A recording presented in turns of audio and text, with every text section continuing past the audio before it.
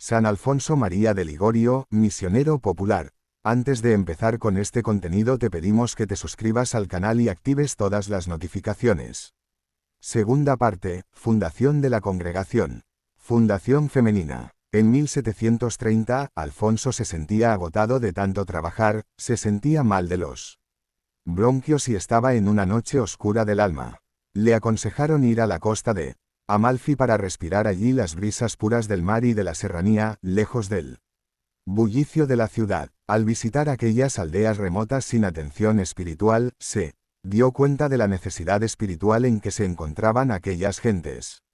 En este viaje tuvo la oportunidad de dar ejercicios espirituales a las religiosas del monasterio de la Concepción, dicho también de la Visitación, de la ciudad de Escala, donde tuvo oportunidad de comunicarse con Monseñor Falcoya, obispo de Castellamare, director espiritual de la comunidad. A los 3 años de la inauguración de este convento bajo la regla de San Francisco de Sales visitandinas, es decir, en 1724, entraron en él 3 hermanas napolitanas de buena familia, Sor M. Evangelista, Sor M. Iluminada y Sor M. Celeste.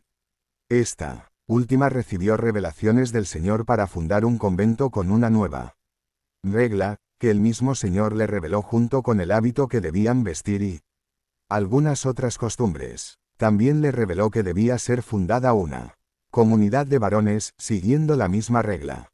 Aquí comienza la historia de la fundación de las hermanas y hermanos redentoristas con todos sus altibajos.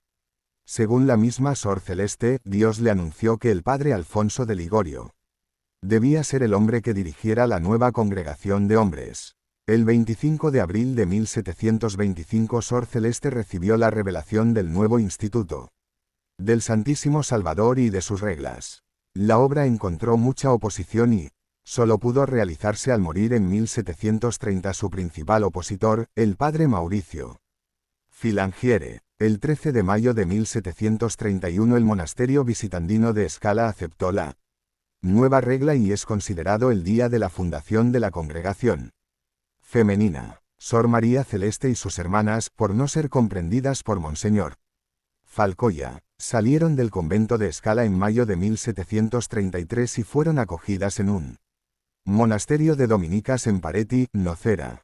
El obispo obligó a Sor Celeste a aceptar el cargo de superiora y ella reformó el monasterio.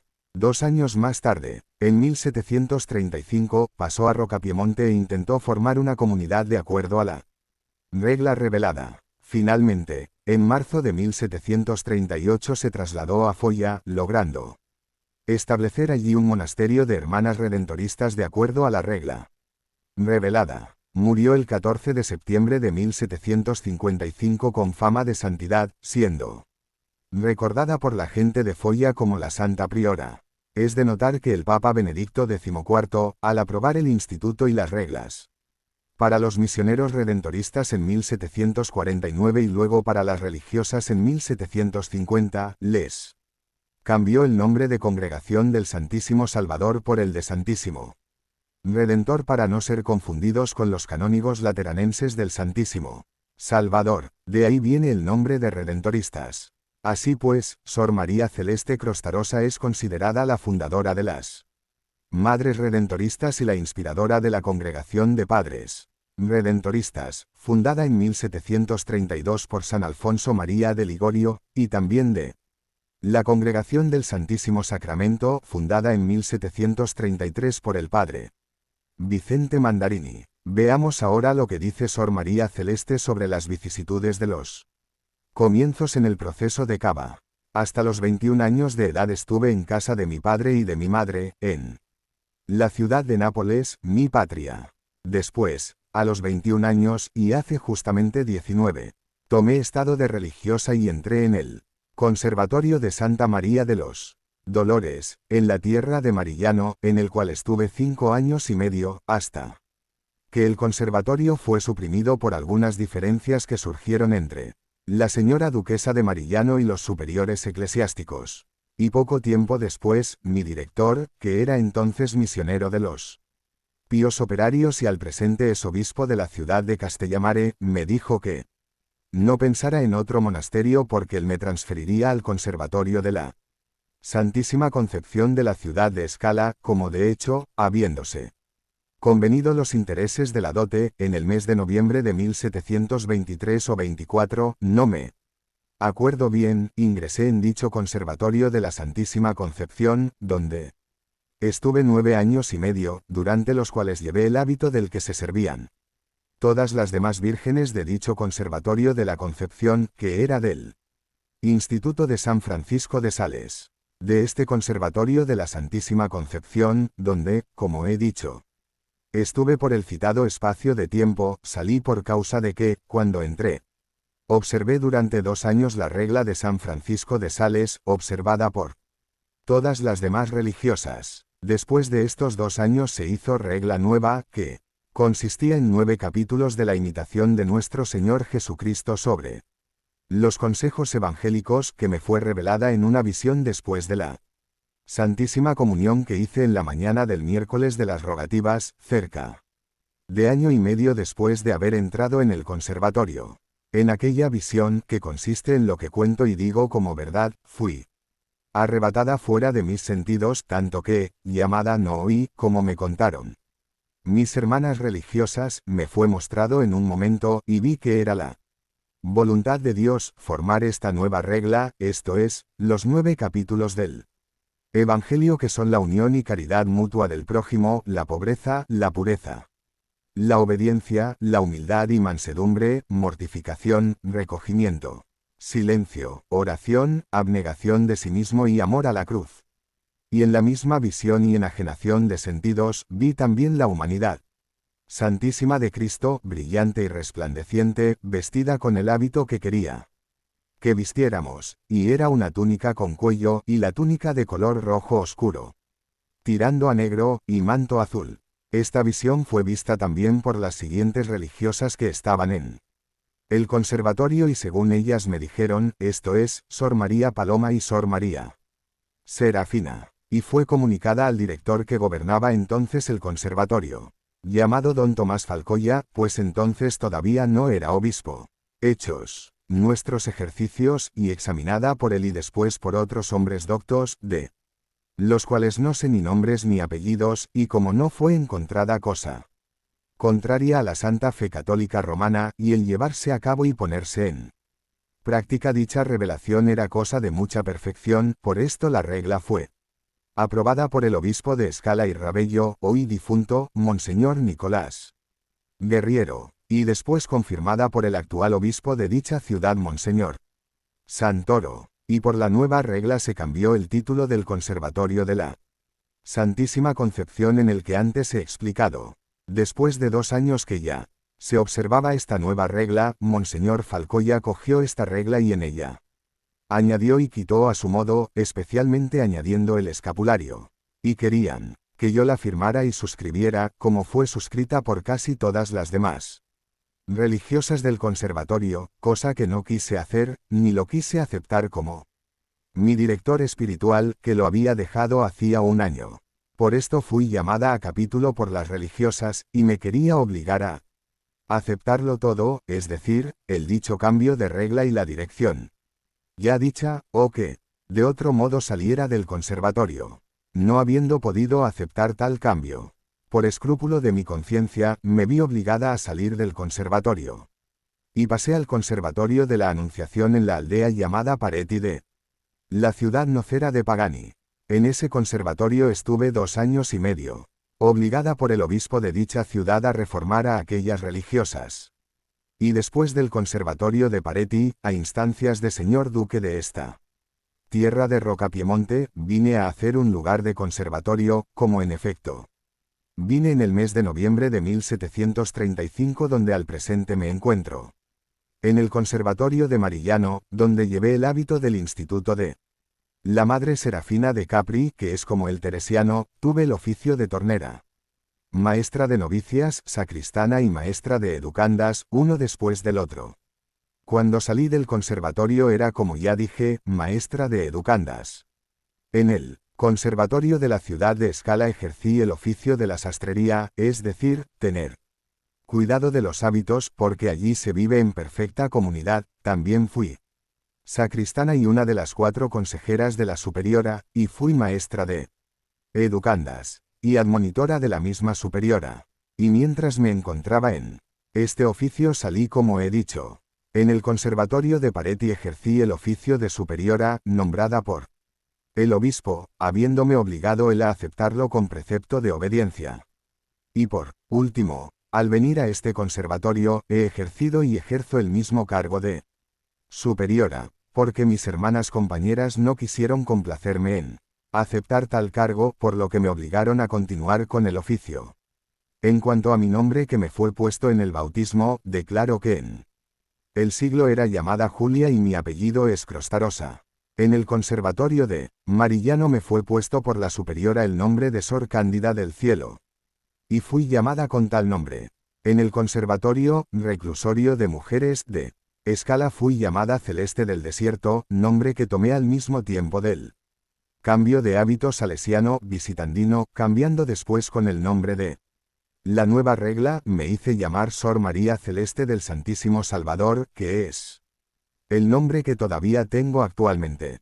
Fundación masculina. A mediados de noviembre de 1731 Alfonso fue a Escala para informarse directamente de Sor María Celeste de la visión que ésta había tenido los días 3 y 4 de octubre sobre la rama masculina del Instituto del Santísimo Salvador.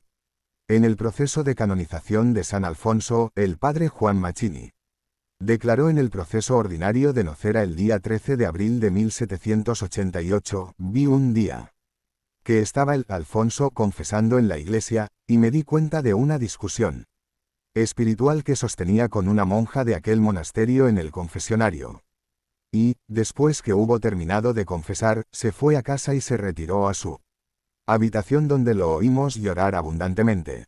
Era ya la hora de la mesa, por lo cual me animé a entrar para saber qué cosa era su aflicción, si acaso la causa era la citada discusión, diciéndole que sí. No era cosa de confesión la manifestara sencillamente, para ver si era cosa que nosotros pudiéramos remediar. Oyendo esto, el siervo de Dios me dijo: Sor María Celeste me ha dicho que deje Nápoles y que funde aquí un instituto dedicado solo a hacer misiones por los pueblos y aldeas que tienen necesidad de ayudas espirituales, que allí les faltan como no les faltan tanto en las ciudades y lugares cultos, por ser esta la voluntad de Dios. Pero yo, ¿cómo voy a hacer? No, es cosa posible de ninguna manera. Usted sabe mis ocupaciones en Nápoles, mi tarea de las misiones y otros cuidados por el bien del prójimo. Y muchas otras cosas me dijo sobre el particular, y exageraba la imposibilidad del éxito, y al mismo tiempo decía que no, siguiendo la insinuación de aquella sierva de Dios, se oponía a la voluntad divina, y por eso entre estas dudas se sentía desfallecido y desalentado. Entonces yo procuré consolarlo con muchas razones, y especialmente le dije: no te desanimes, don Alfonso mío, ¿quién sabe lo que Dios quiere?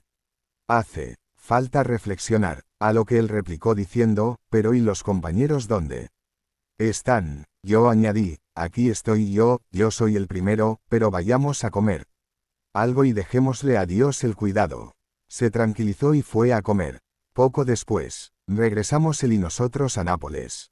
Alfonso, después de hablar con María Celeste y recibir en Nápoles el visto bueno del padre Pagano, del padre Manulio, del padre Cutica y, sobre todo, del padre Fiorillo, tomó la decisión de fundar la congregación en la primavera de 1732, cuando en Nápoles se enteraron de las nuevas ideas de Alfonso, que quería fundar una congregación para evangelizar a los pueblos más alejados. Lo consideraron como un loco, especialmente un tío suyo canónigo.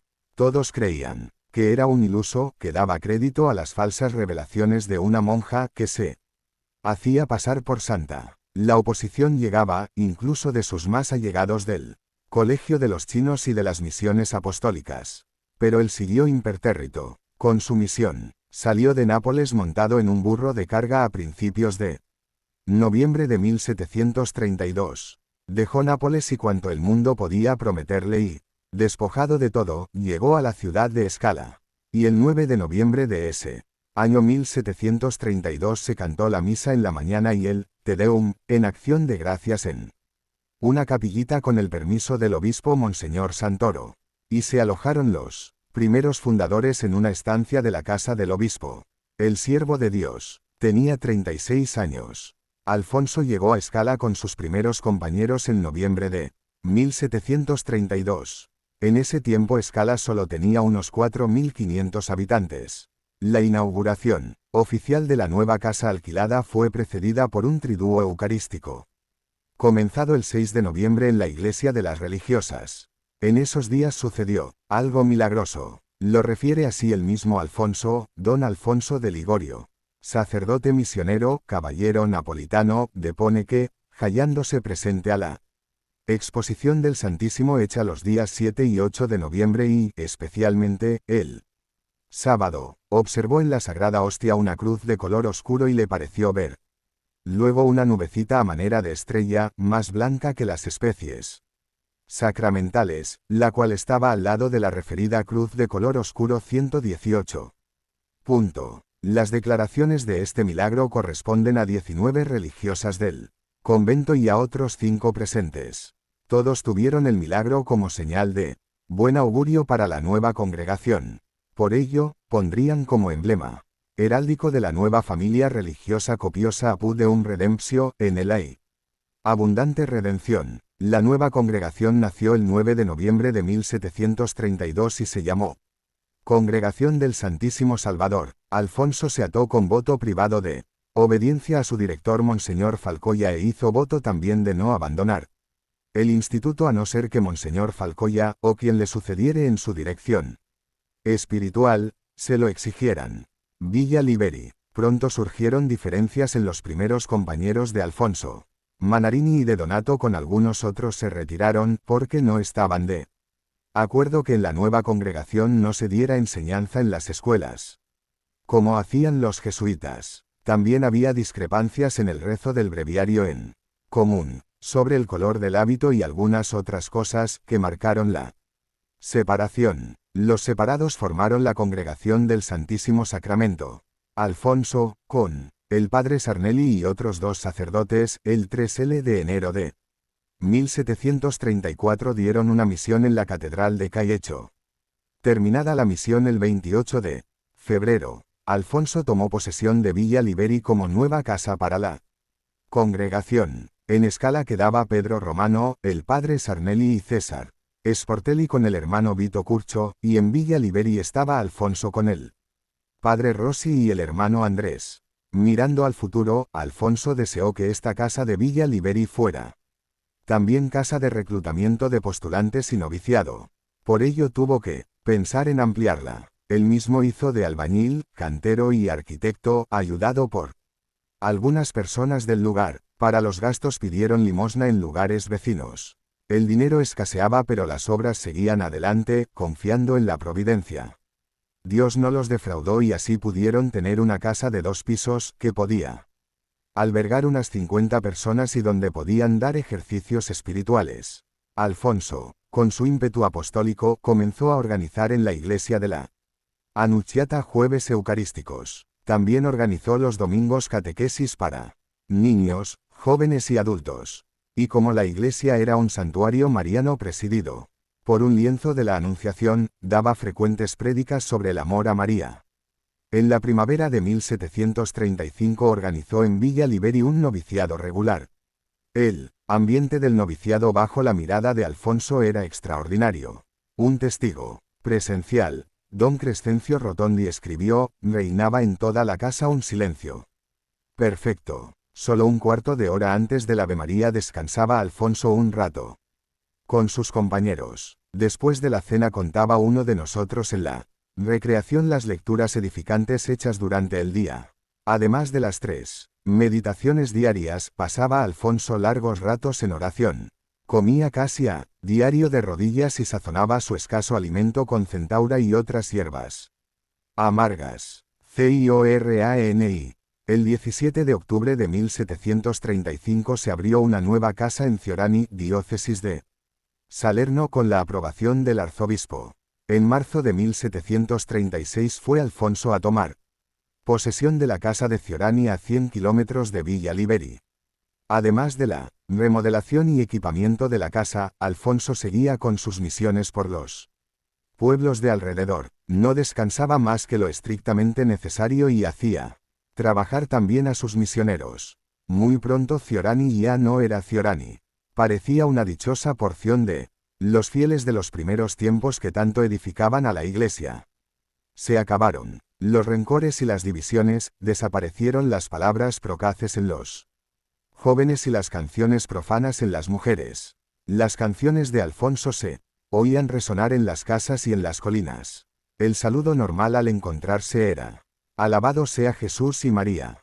Las tabernas quedaron despobladas y se acabaron los juegos ilícitos. Constantemente se acudía a la iglesia y con edificación de todos se frecuentaban los sacramentos y las visitas al Señor y a Nuestra Señora. Ese mismo año de 1736, Alfonso deseó la aprobación de la congregación por el infante don Carlos y sus ministros, pero todo fue en vano. Sin la aprobación regia no podía subsistir ninguna congregación en el reino de Nápoles, aunque fuera aprobada por la Santa Sede. El año 1737, el príncipe de Colubrano instigó a algunas personas para que echaran de la jurisdicción de Villa Liberia a los padres que se habían granjeado el aprecio del pueblo. Un día se presentaron en la casa unos desalmados, enviados por el príncipe, y les intimaron al desalojo inmediato. Para evitar disgustos, entregaron la llave y se retiraron con la pena subsiguiente del obispo de la diócesis. El año 1738 surgieron problemas con la casa de Escala, debido a los problemas que hubo entre las religiosas del monasterio, divididas en dos bandos. Por estos motivos y con el consejo de Monseñor Falcoya, se retiraron de Escala, lo que hicieron el 27 de agosto de ese año con pena, pero dejando un buen recuerdo en la población. Mientras ejercieron allí su ministerio, desaparecieron de la localidad y de los poblados costeros los escándalos y la blasfemia, y se frecuentaron los sacramentos, de modo que hasta los mozos bajaban a la playa de Amalfi con sus fardos cantando las tonadas que Alfonso les había enseñado y rezando el rosario. Ahora toda la congregación estaba centrada en la casa de Ciorani, donde estaban 4 padres y 4 hermanos. Y desde este centro salía Alfonso con los suyos a dar misiones, con el acostumbrado provecho espiritual para todos. El 21 de julio de 1740, los 4 padres y 4 hermanos de Ciorani decidieron hacer el voto de perseverancia en la congregación hasta la muerte, ratificando su voluntad de consagrarse de por vida al bien de las almas y a la imitación de Jesucristo. La fórmula original usada para esta ocasión decía así: Eterno, omnipotente y amantísimo Señor y Dios mío, contándome yo aunque sin merecerlo, en el número de los hermanos de esta congregación del Santísimo Salvador, a fin de serviros con todo mi ser, imitando de cerca la adorable vida de vuestro divino Hijo y Salvador mío Jesucristo, confiando por lo mismo en vuestra bondad infinita e impulsado del deseo de consagrarme todo entero a vuestro amor y de serviros con todas mis fuerzas, postrado en vuestra divina presencia y ante mi tierna Madre María, San Miguel, San José, santos apóstoles, Santa María Magdalena, Santa Teresa de Jesús, Santo Ángel de mi guarda y Ángel custodio de la congregación, y finalmente ante toda la corte celestial, me obligo y hago voto en manos de Monseñor Falcoya de perseverar en ella hasta la muerte con el auxilio de la divina gracia y de la sangre de Jesucristo.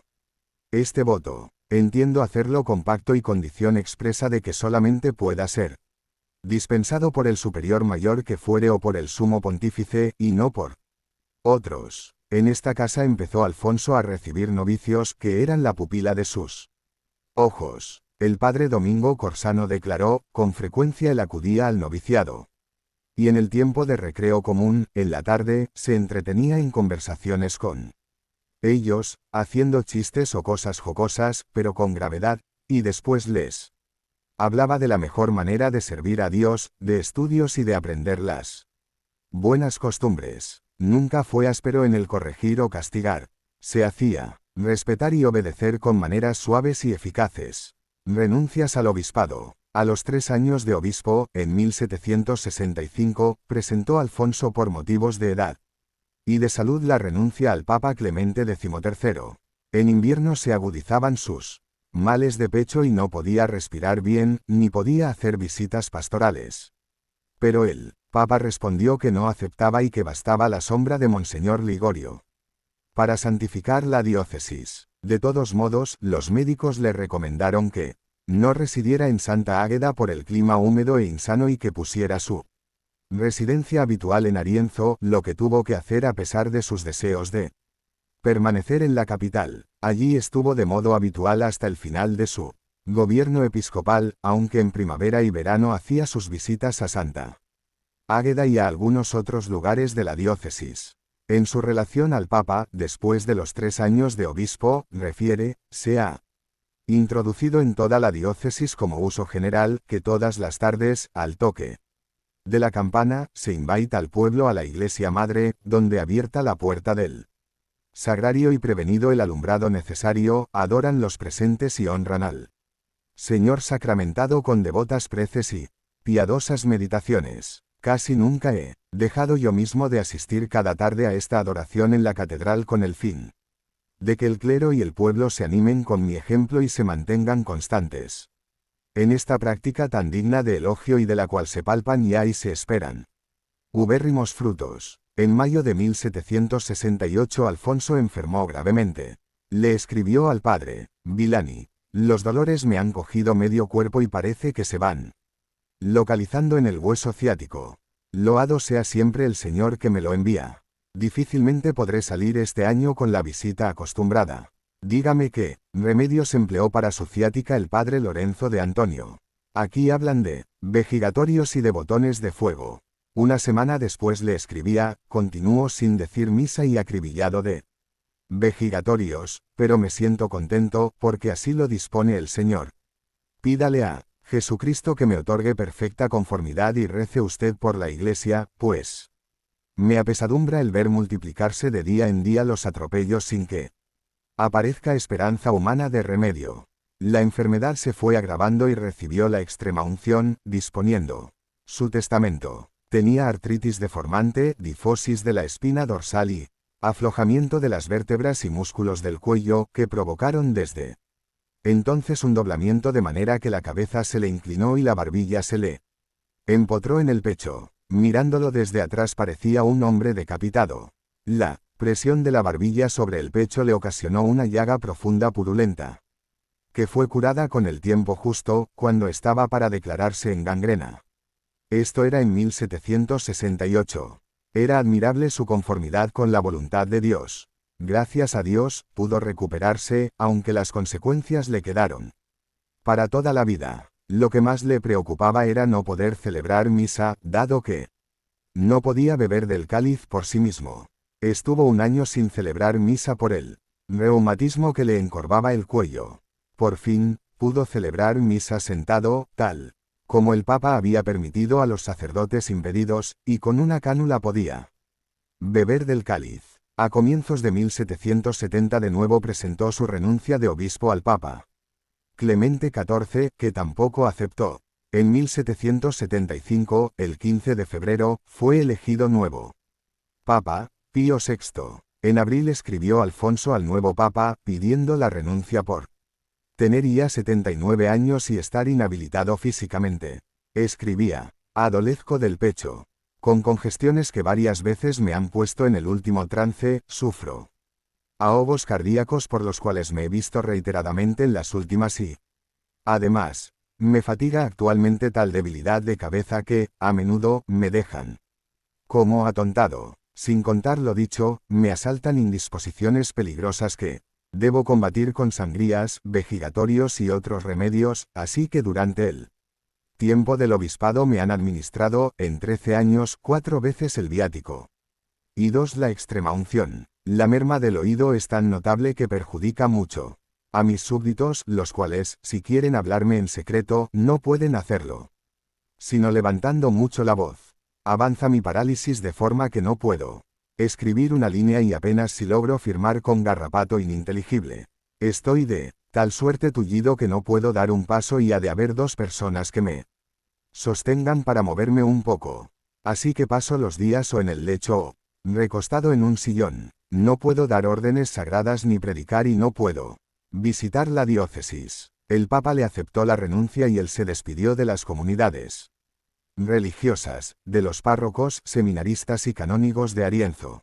Algunos aprovecharon para llevarse cosas personales del santo obispo como reliquias, considerándolo un verdadero santo. El reglamento. En 1769 Alfonso había encomendado a los padres Maione, consultor general, y al padre Fabrizio Cimino que presentaran el reglamento original para que fuera aprobado por el Consejo Real y de esta manera poderlo cumplir sin cortapisas legales. Pero antes de aprobarlo el Consejo Real, de acuerdo con él, padre Maione, hicieron algunas modificaciones y así fue aprobado a principios de 1780, cuando Alfonso se enteró de que había sido aprobado, pero con modificaciones, se quedó sin aliento, pues en el decreto real se decía, el presente reglamento debe en lo futuro y para siempre estar en vigor y guardarse sin alteración ni derogación alguna. Alfonso consideró que el no haber comunicado nada de cómo iban las conversaciones y el texto que se iba a aprobar, era una traición, pues habían actuado ambos padres sin la autorización correspondiente para hacer los cambios. Inmediatamente, destituyó al padre Maione por su poca transparencia y, porque quería imponer el nuevo reglamento aprobado por el Estado, buscó la manera de que se pudiera cambiar el reglamento de acuerdo al original, pero la respuesta del capellán mayor del reino fue que tendría escrúpulo en cambiar una tilde del reglamento aprobado por el rey, así que pensáramos únicamente en acatarlo y de ningún modo en corregirlo y atenuarlo. Tuvieron que resignarse a aceptar de momento este reglamento hasta que las circunstancias fueran favorables ante el rey y la Santa Sede. Pero el padre de Paola no estaba de acuerdo y declaró un cisma en el instituto, ya que las casas de los estados pontificios, no sometidas al poder real de Nápoles, sí vivirían de acuerdo a las reglas y constituciones aprobadas en su momento por el Papa Benedicto XIV, de acuerdo a las originales. Por este motivo el Papa Pío VI quitó a las casas de Nápoles los privilegios y facultades e indulgencias que les había concedido en 1777 de acuerdo a una instancia que se había elevado a la Santa Sede para concederles los mismos privilegios que les había concedido a los pasionistas. El mismo Papa nombró al padre de Paolo como presidente de las casas de la diócesis de Benevento como si los del reino de Nápoles hubieran desertado de las antiguas reglas por su culpa. Este reglamento original fue seguido por las nuevas casas de Saifeli, Frosinone, Veroli y San Ángel de Cupolo. Esta escisión, aprobada por el Papa, fue un duro golpe para Alfonso, que solo atinó a decir, solo a Dios quiero, basta que su gracia no me desampare. Tenía tentaciones. El demonio lo atacaba fuerte y pedía oraciones a sus hermanos. Todos temían que pudiera morir de un infarto o algo parecido. Pero, poco a poco, se restableció y pasó la tentación. Sin embargo, el dolor era muy fuerte, porque algunos sacerdotes y religiosos jóvenes prefirieron irse a las casas de los estados pontificios para vivir la regla antigua, ya que a las casas de Nápoles no se las reconocía como parte de la congregación. En 1781 Alfonso y los suyos trataron de aclarar las cosas en Roma, pero el 24 de agosto recibieron la respuesta de que no se admitían más instancias sobre este asunto. De esta manera quedaba consumada la separación de las dos ramas de instituto, las casas de los estados pontificios sin las restricciones reales de Nápoles. Pudieron crecer. El padre de Paola, el 22 de marzo de 1783, compró la iglesia de San Julián ai Monti en Roma. A fines de 1783, se había concedido que la casa de Agrigento, Sicilia, no quedara fuera de la congregación con tal de que observara la regla original aprobada por Benedicto XIV. En 1784 el Papa Pío VI aprobaba la residencia de San Julián ai Monti de Roma como centro y cabeza de toda la congregación. Un acontecimiento importante fue que el padre de Paola en 1784 recibía en el noviciado al que sería un gran santo de la congregación, San Clemente Hofbauer, quien implantaría la congregación en Austria. El mismo padre de Paola convocó a Capítulo general el 15 de octubre de 1785. En este capítulo fue proclamado el superior general. Los avances del instituto más allá del reino de Nápoles fueron providenciales, pues las casas de Nápoles, además de no haber obtenido el visto bueno regio, podían ser suprimidas al igual que las de los jesuitas. Por su parte, Alfonso le decía a los suyos del reino de Nápoles que tuvieran fe, que la situación se arreglaría después de su muerte, restableciéndose la unión, lo que así sucedió como lo había profetizado. Escrúpulos y ansiedades. Alfonso, después de la renuncia al obispado, se había reintegrado a la casa de Pagani. El fiel criado Alejo lo seguía y ayudaba en todo. Uno de sus servicios era pasar al vestíbulo a los niños enfermos llevados por sus padres y subirlos al cuarto de Alfonso. Él bendecía a un gran número de ellos, poniendo literalmente su mano sobre su cabeza y curando a muchos de ellos. Otra tarea era la de ponerlo en su sillón de ruedas y llevarlo de una estación a otra del Via Crucis todos los días a lo largo del corredor. Los primeros años lo hacía a pie, después sentado. Hasta su muerte tenía unas 8 horas diarias de oración. En vez del oficio divino, el Papa le permitió rezar las 3 partes del rosario. A cada cuarto de hora, cuando sonaba el reloj, rezaba 3 avemarías. Y, cuando por estar sordo no oía el reloj, pedía que le avisaran. Sus achaques se iban acentuando. En los 2 últimos años de su vida, Alfonso tuvo muchas tentaciones contra la fe, como si estuviera viviendo la noche del espíritu. Parecía que el diablo le decía por dentro: tú has dejado a Dios y Dios te ha dejado a ti. Él respondía: Jesús te amo, y por dentro escuchaba una voz cavernosa que le replicaba: no es cierto que me amas. Y decía con lágrimas: Señor mío, castigadme, pero no os apartéis de mi presencia. En las angustias y escrúpulos su único consuelo, no pudiendo celebrar misa, era la comunión. Asistiendo a la misa se le veía contemplar el gran misterio. Y, después de comulgar, pasaba horas en acción de gracias. Un día celebró en el oratorio el padre Garcilli, ya nonagenario. Alfonso comulgó y después estuvo un rato en acción de gracias, pero en la tarde le dijo al padre Garcilli: esta mañana no ha consagrado. Quedó asombrado Garcilli y, examinando las cosas con él criado Alejo que le había ayudado en la misa, se dio cuenta de que se pasó del memento de los vivos al memento de los muertos sin haber consagrado. Alfonso se había dado cuenta por no sentir en su corazón los acostumbrados efectos de la comunión. Una mañana dejó pasar el momento de la comunión y después le entró un gran deseo de recibirla, y dijo: denme a Jesucristo, denme a Jesucristo. También le venían tentaciones contra todos los misterios de nuestra fe y él decía: Dios mío, creo cuanto habéis revelado y quiero vivir y morir como hijo fiel de la Santa Iglesia. También tenía tentaciones contra la castidad. Explicaba: tengo 88 años y no se ha extinguido en mis sentimientos el brío de la juventud. Decía: Madre mía, ayúdame. Jesús mío, antes morir que ofenderte. Un día el diablo se le presentó en traje de sacerdote napolitano y lo halagó por sus hazañas apostólicas realizadas, pero él se recogió y se humilló dentro de sí mismo y al punto desapareció el enemigo. Otro día se le presentó bajo la figura de un sacerdote amigo, quien comenzó a hablarle de sus debilidades y cómo era mejor plegarse a los estímulos de la carne y consentir libremente. Ante esas palabras Alfonso se horrorizó y gritó: Jesús, María. Antes estos 2 nombres el enemigo desapareció. En otra ocasión, el diablo bajo la figura de una mujer. El hermano Alejo lo declaró en el proceso: me llamó a la hora de la siesta y me dijo con voz temblorosa: aquí ha estado una muchacha. Imposible, en este momento. Todas las puertas tienen la llave echada y la de la portería la guarda el hermano Leonardo. Me mandó buscar al hermano Leonardo y este, al verse en su presencia, le mostró las llaves y le reafirmó la imposibilidad de que mujer alguna hubiera franqueado la clausura. Por fin, llegó la paz y escribió: resolución mía postrera acerca de la fe.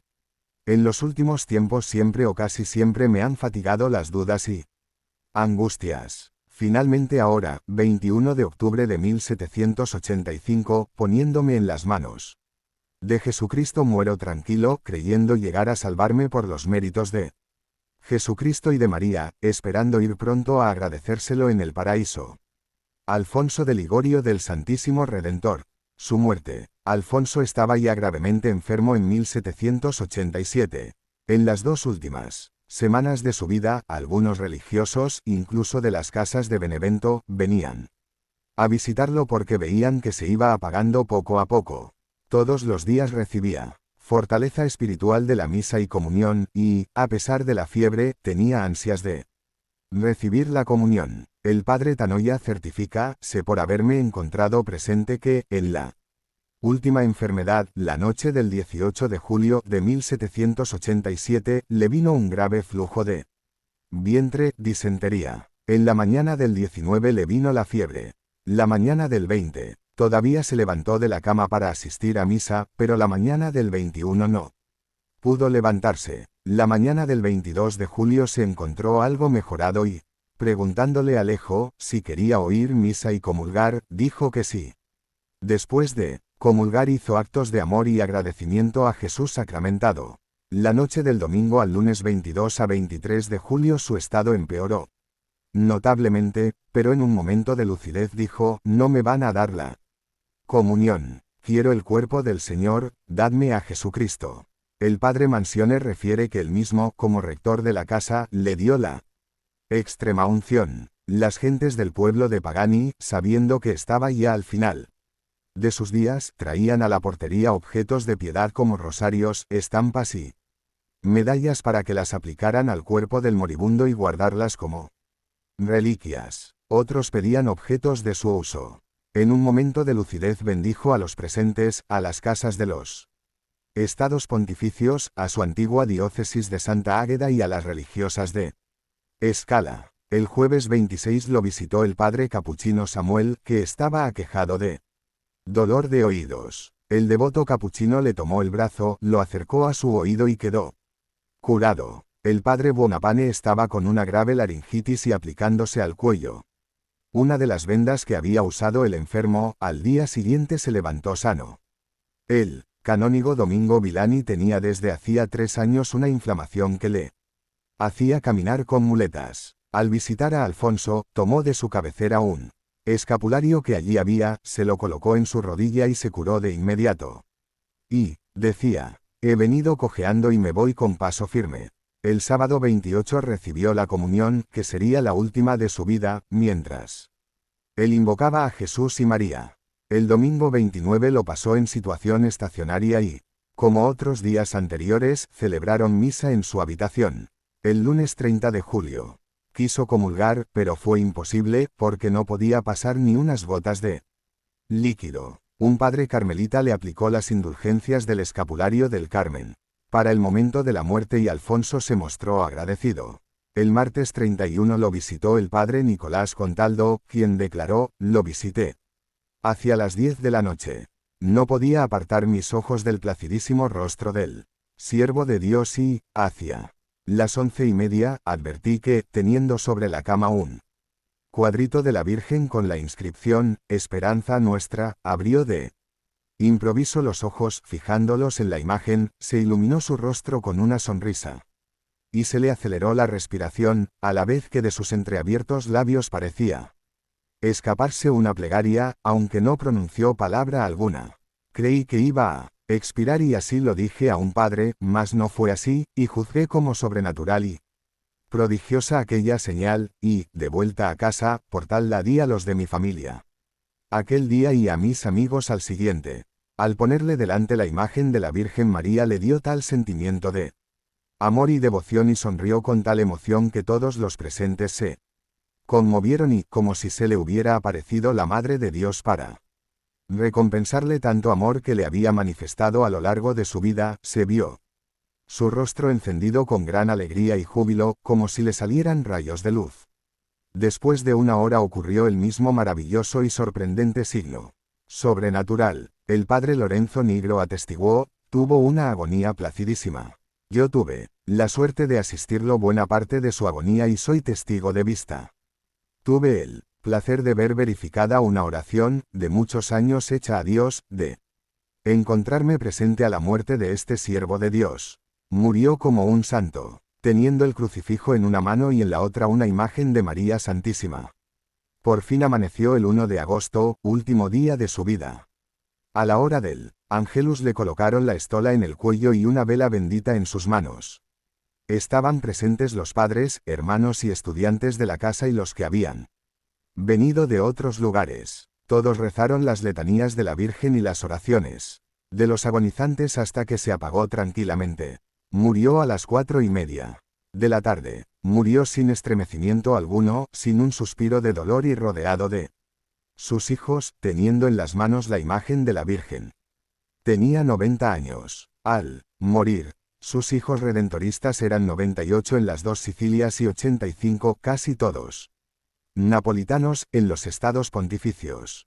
El padre Corsano recuerda, se procuró ocultar su preciosa muerte hasta las 8:30 de la noche, cuando después de vestirlo con las vestiduras episcopales lo bajaron a la capilla y tocaron la campana a muerto. A los pocos momentos, vinieron miles y miles de personas de la ciudad y lugares vecinos, especialmente canónigos, párrocos, religiosos de todas las órdenes, sacerdotes y otros eclesiásticos, y otros caballeros y habitantes de Pagani, de modo que hizo falta que vinieran soldados, a cuidar el orden.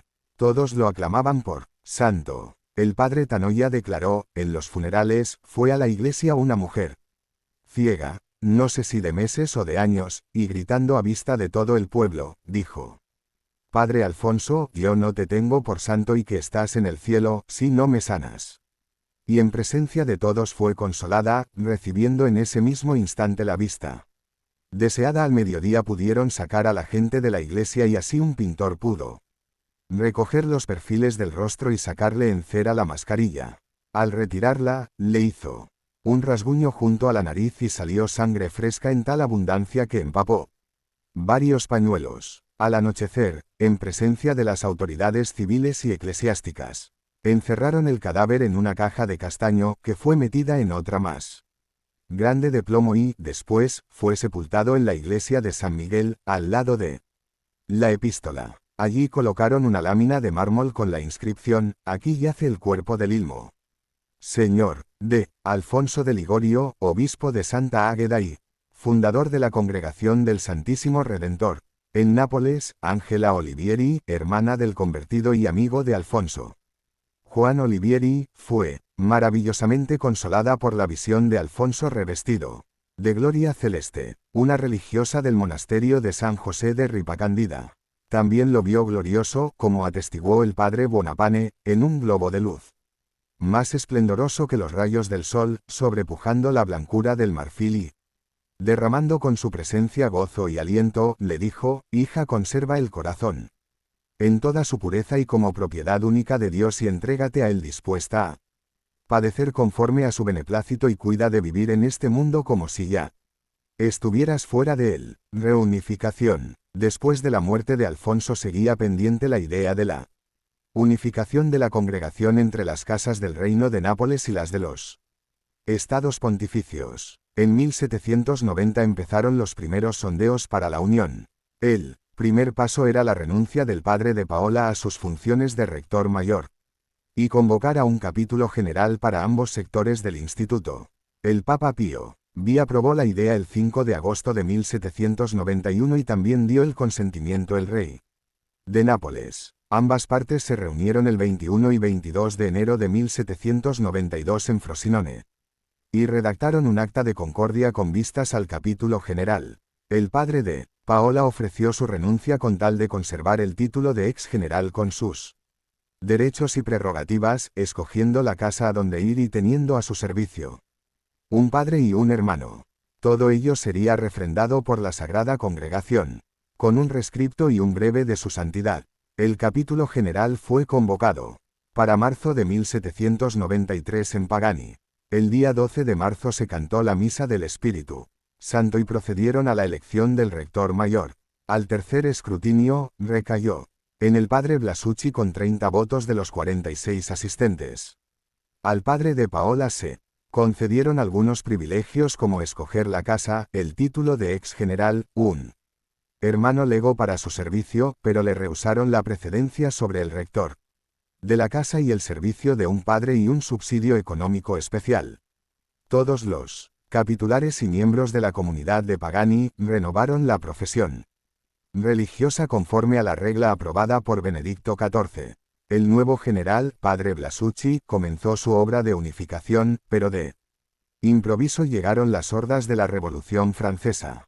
Los franceses invadían Italia. En 1798 varios religiosos de Gubbio y Espello se refugiaron en Roma y después en Frosinone y Saifeli.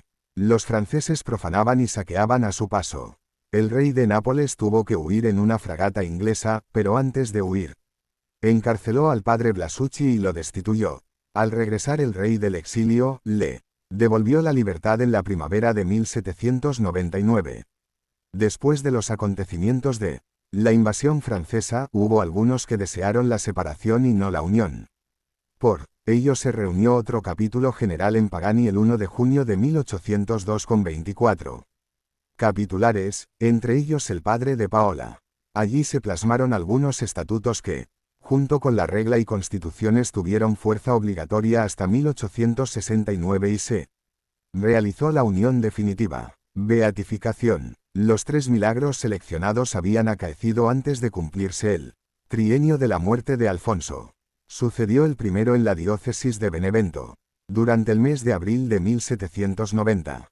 A Magdalena de Nuncio, de 39 años de edad, esposa de Francisco Tocci, a los 15 días del último parto se le había formado en el pecho izquierdo un tumor tan enorme que no bastaban a cubrirlo los vestidos ordinarios. Intervinieron médicos y cirujanos, más roto y vaciado el absceso hallaron que la gangrena había carcomido los tejidos en extensión y profundidad. El bisturí se impuso, con tajos sucesivos amputaron a la enferma la mayor parte del seno hasta llegar a la carne viva. De tal volumen era la ablación, que los restos los llevaron al cementerio a donde creía se los seguiría. La paciente, que, desahuciada del médico, recibió los últimos sacramentos.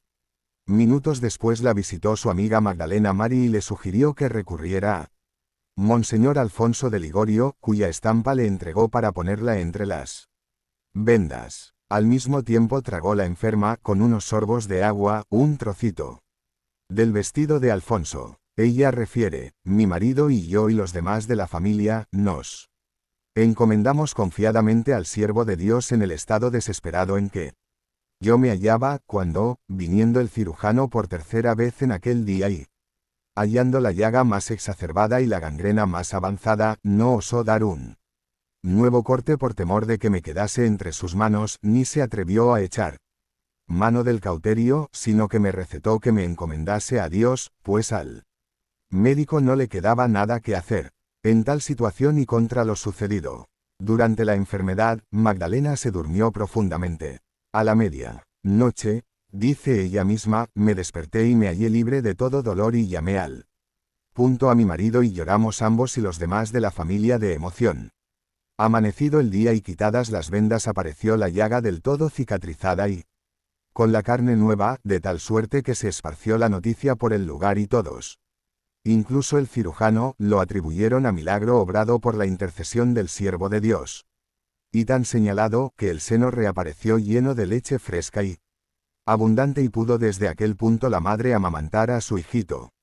El segundo milagro se verificó el 29 de agosto de 1787, a las pocas semanas de la muerte de Alfonso, y tuvo como protagonista al padre Francisco de Otallano, franciscano reformado. Desde noviembre de 1786 adolecía de una tisis pulmonar, la calentura alta y continua, los vómitos de sangre, los sudores nocturnos unidos a ataques reumáticos, no dejaban lugar a dudas sobre la naturaleza del mal. Las expectoraciones, cuenta él, de sangre viva y los esputos densos y abundantes me quemaban la garganta como si se tratara de fuego. Había días que arrojaba hasta 4 litros de materia. Me sentía tan agotado, que pasaba ratos sin poder articular palabra.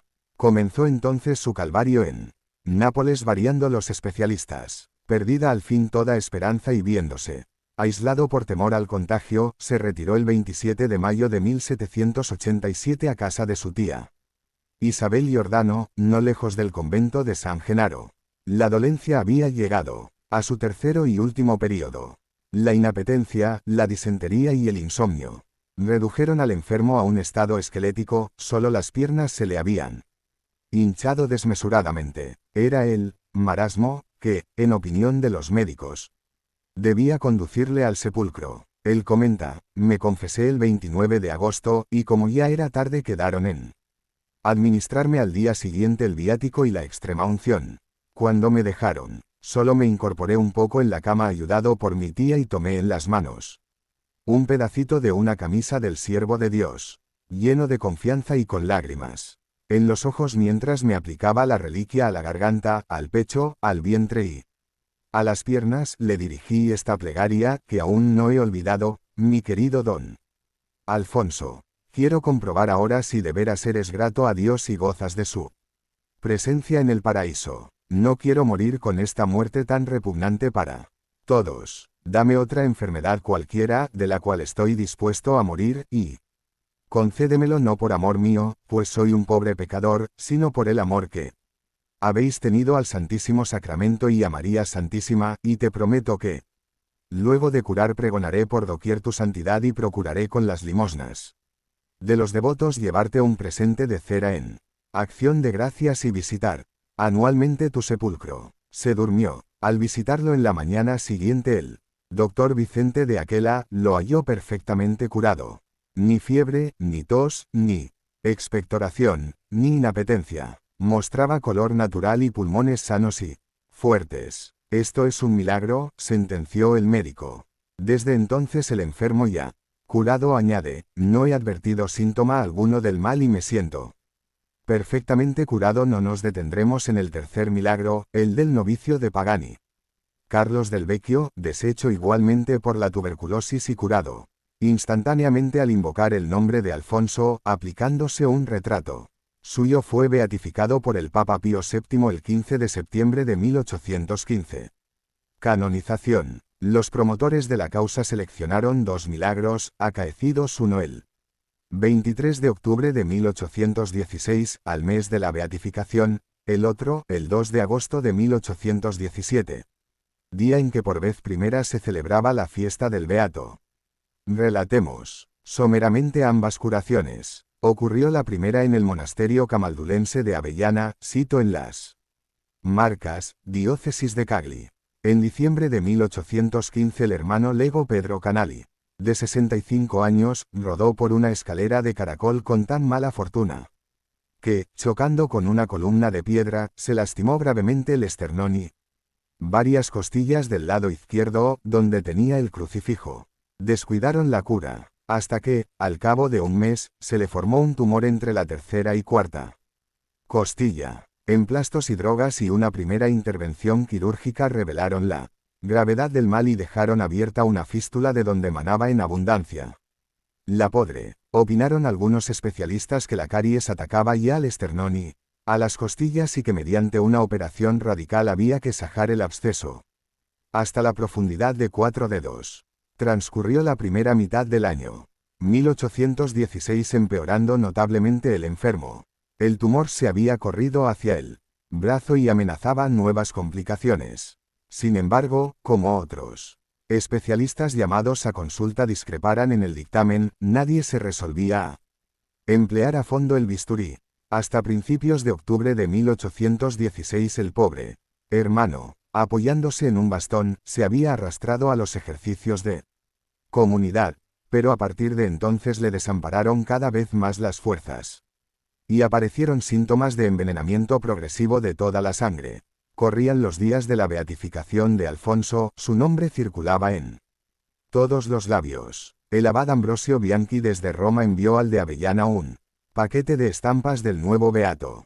Al recibirlas, cuenta el abad Venancio Carmasi, pensé en sugerir al enfermo que, en vista de su estado lastimoso, de la inutilidad de los remedios y de la ninguna esperanza de curación que abrigaban los médicos, recurriera al beato Alfonso de Ligorio. Aceptó la sugerencia y el Domingo 13 de octubre principió un octavario encomendándose al beato mañana y tarde y aplicándose una estampa suya a la parte enferma. Lejos de mejorar, empeoró en los primeros días, mas prosiguió sin desmayo sus súplicas y aún las reforzó, prometiendo enviar a Roma con las debidas licencias un ex voto de plata en caso de curación. De improviso, el viernes 18 del mes alcanzó la salud completa.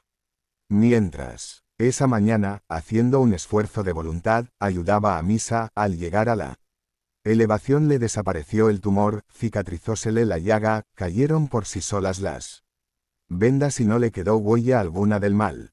Me hallé de repente bien, narra en el proceso, y en estado de reanudar mis antiguas ocupaciones y de tomar los alimentos de la comunidad. Desaparecieron mis ahogos de pecho y la dificultad de respirar y pude acostarme sobre el lado izquierdo, cosa que antes no podía, y mover los brazos con libertad y doblarme hacia atrás y hacia adelante. Acabada la misa, su primera visita fue a la cocina para advertir al cocinero que le sirviera aquel día los manjares comunes de vigilia. Al rumor de lo sucedido, acudió al monasterio el obispo de Cagli, y por su iniciativa realizaron los dos especialistas que habían asistido al paciente una comprobación clínica rigurosa. En adelante vivió el hermano sin molestia alguna, y todavía 12 años más tarde, un examen pericial en Roma comprobó la supervivencia de una cicatriz en el lugar de la herida. El segundo prodigio se verificó en Catanzaro, capital entonces de Calabria Ulterior. A fines de julio de 1817, una campesina de 22 años de edad, Antonia Tarcia, casada con Manuel Fachari, sana de cuerpo y excelente cristiana, se cargó un costal de trigo de unos 62 kilos y por orden de su marido lo subía por una escalera de mano al granero. Al llegar a los últimos peldaños le falló el pie y la pobre mujer, cayendo al suelo de espaldas, recibió en pleno el peso del saco. Con el pecho magullado, aplastado el vientre y dislocado el fémur derecho, la transportaron al lecho. Me mato, había exclamado, al perder el equilibrio, y ya no pudo articular una palabra. Pronto aparecieron los efectos de graves lesiones internas, hinchazón y negrura del vientre, imposibilidad de retener líquidos ni alimentos. La desgraciada pasó 2 días entre la vida y la muerte, al tercero la desahució el médico y aconsejóle administrasen los últimos sacramentos. Después de la extremaunción y ya anochecido sobrevino a la enferma un síncope, le temblaban los miembros contraídos, nubláronsele los ojos y tomó aspecto cadavérico. El párroco le dio la bendición, in articulo mortis, y dejó a su coadjutor para que la asistiera en los últimos instantes. No estaba sola. Una amiga suya, Catalina Villota, vino a visitarla, trayendo consigo un trozo de algodón en rama empapado en el aceite de la lamparilla que ardía en la iglesia redentorista de Santa Catalina ante el altar del Beato Alfonso, cuya fiesta se iba a celebrar solemnemente al día siguiente, 2 de agosto. El nombre del beato se había repetido en el cuarto de la moribunda por su acongojada madre. La amiga completó las invocaciones y mientras le practicaba con el aceite bendito unas unciones logró hacerse entender de la enferma y animarla a poner en Alfonso toda su confianza. Invoqué al beato, cuenta la madre, pidiéndole conservara a mi hija la vida, aunque tuviese que vivir imposibilitada, e hice voto de encargar una misa cantada. Otra amiga, Serafina Rizzo, añade, procurando alentarla le dije, confía en el beato Alfonso, este nuevo santo te curará. En efecto, saliendo la enferma de su estado comatoso y deslumbrada por la visión de un obispo venerable que con la mitra y báculo descendía hasta su lecho, exclamó, el santo viene a curarme, dadme una vela para ofrecérsela. Delirio. Lo creyeron así los presentes y en vez de la vela le alargaron un bastón. La enferma, cada vez más transfigurada, lo rechazó. No, dijo, quiero la vela. Oh, qué luz del cielo. Resplandece toda la casa, al lado del santo hay un niño con un papel en la mano, ahora me bendice el santo. Al recibir la bendición sintióse repentinamente sana y se incorporó en el lecho. Ella misma lo refiere en el proceso. Me bendijo por 3 veces como hacen los obispos, y miraba hacia él. lado donde yo sentía el mal, y vuelta al sacerdote que decía las preces de los agonizantes, le detuve repitiéndole, usted me encomienda el alma, pero estoy curada por merced del beato Alfonso, que ha venido a sanarme. No me creían, mas pedí los vestidos para levantarme y, como acababan de darme la extrema unción, tendieron, por respeto a los santos óleos, una manta en el suelo. Se levantó sin sentir rastro del mal ni de luxación en la pierna, comió 2 chuletas y pidió le trajeran al niño para darle de mamar. La estupefacción de la familia se cambió en lágrimas de alegría y de agradecimiento. La nueva se difundió como un relámpago por la ciudad. El beato a quien hoy festejamos ha obrado un prodigio fue canonizado el 26 de mayo de 1839 por el Papa Gregorio XVI. Su fiesta es el 1 de agosto. Es patrono de los enfermos de artrosis, patrono de Pagani y copatrono de Nápoles. El 7 de julio de 1871 fue nombrado doctor de la Iglesia por el Papa Pío IX. Se le llama Doctor Celantissimus, celosísimo. El 26 de abril de 1950 el Papa Pío XII lo nombró patrono de los confesores y moralistas con estas palabras: a ciencia cierta y tras madura liberación, por la plenitud de nuestra potestad apostólica y a perpetuidad, elegimos y nombramos a San Alfonso María de Ligorio patrono ante Dios de todos los confesores y moralistas, con todos los honores y privilegios litúrgicos que van anejos a los patronos de las corporaciones. Una de las cosas que San Alfonso María de Ligorio nos deja como mensaje y testamento a todos los cristianos en general y a sus hijos en particular, es la necesidad de la oración. Él insistía siempre, el que reza ciertamente se salva y el que no reza ciertamente se condena. Todos los que se han salvado, se han salvado con la oración, y todos los condenados, se han condenado por no haber orado. Otro punto importante de su espiritualidad fue su inmenso amor a Jesús, Eucaristía y a María nuestra Madre, inculcando sin cesar que para hacernos santos debemos aceptar y cumplir en todo momento la voluntad de Dios.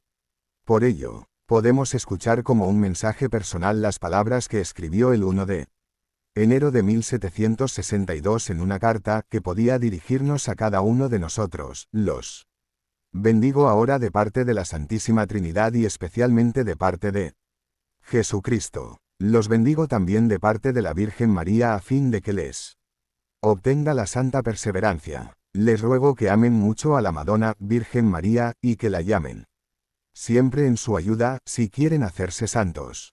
Ánimo, estén alegres, háganse santos y amen mucho a Jesucristo, quien, por amor a cada uno de ustedes ha dado la sangre y vida. Háganse santos y rueguen a Dios por mí, que ya estoy próximo a la muerte y veo que nada he hecho por Dios. Quédense al menos ustedes para amarlo por mí. Los abrazo en el corazón de Jesucristo y de nuevo los bendigo. Viva Jesús, María, José y Teresa. Podemos ser hijos espirituales de San Alfonso, considerándolo como Padre espiritual e invocándolo con frecuencia para pedirle su ayuda e intercesión en los problemas y dificultades de la vida. Podemos leer sus libros para empaparnos más de su espíritu.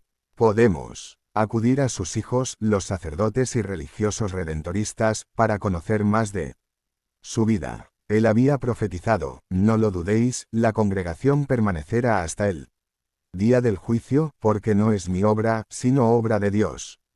Mientras yo viva, subsistirá en la oscuridad y la humillación, pero después de mi muerte, desplegará sus alas y se extenderá sobre todo hacia el norte.